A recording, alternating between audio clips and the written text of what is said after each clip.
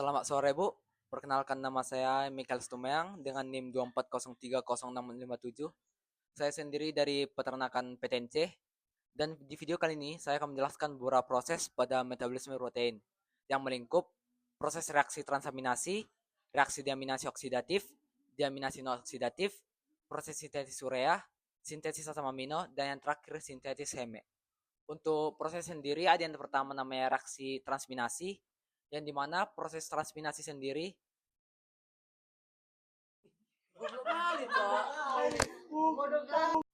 Selamat sore Bu, perkenalkan nama saya Mikael Stumeang, saya dari peternakan C atau PTNC dengan NIM 24030657.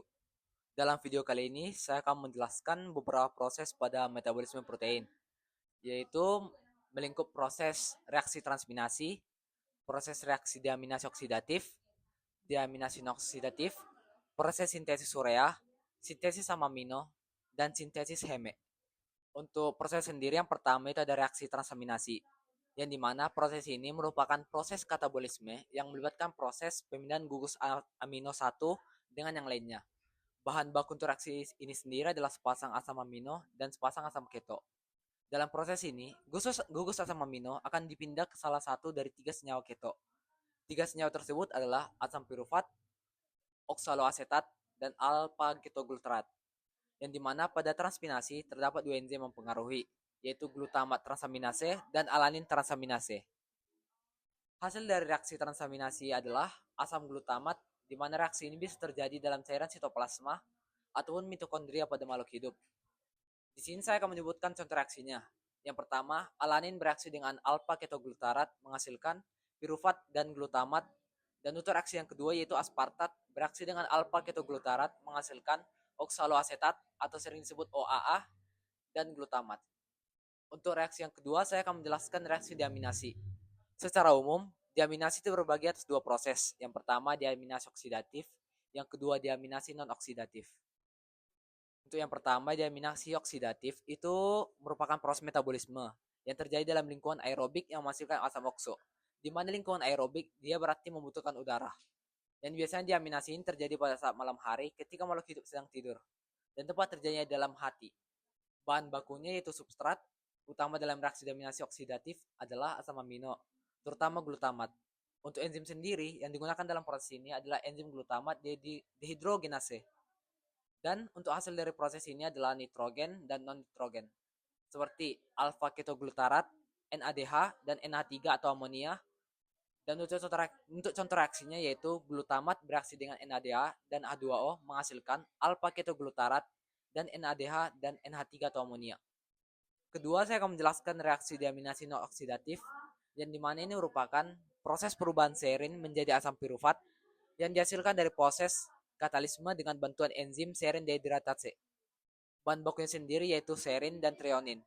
Sedangkan enzim yang digunakan adalah serin dehidratase untuk serinnya dan treonin dehidratase untuk treoninnya. Protein yang dihasilkan sendiri dari reaksi ini adalah pirufat atau alpha ketobutirat dan amonia atau NH3.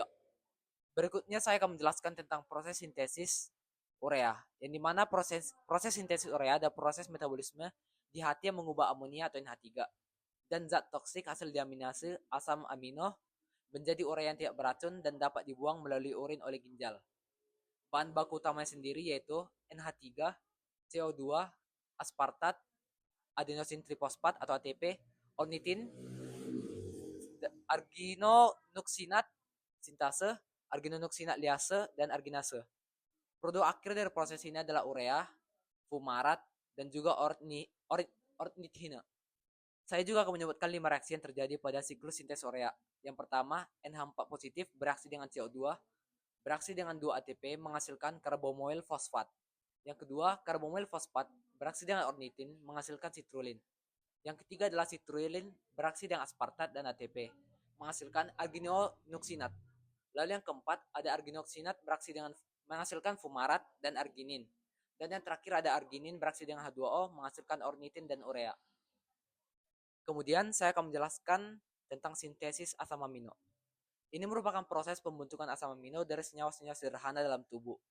Bahan bakunya sendiri adalah proses dari senyawa jalur metabolisme seperti pirufat, oksaloasetat, dan asam ketoglutarat. Asam amino sendiri serta energi ATP merupakan enzim utama yang digunakan, terutama adalah transaminase, glutamat dehidrogenase, glutamin sintetase, asparagen sintetase, dan serin hidroksimetase. Produk akhir dari sintesis asam amino adalah asam amino non-esensial yang digunakan untuk membentuk protein dalam memenuhi kebutuhan tubuh. Kemudian yang terakhir, saya akan menjelaskan tentang sintesis heme. Sintesis heme sendiri adalah merupakan proses biokimia dalam tubuh membentuk heme, yaitu biomolekul yang menjadi komponen penting dari hemoglobin, mioglobin, sitokrom, dan enzim lain yang mengandung zat besi atau Fe. Bahan baku dari sintesis ini adalah glisin, susinil, susinil CoA, Fe2 positif atau besi, ATP, dan NADPH. Enzim yang digunakan adalah ALA sintetase, porfobilinogen deaminase, ferrokelatase, dan lain-lain. Hasil akhir dari sintesis heme ini sendiri adalah heme itu sendiri. Sekian dan terima kasih penjelasan saya mengenai proses-proses reaksinya.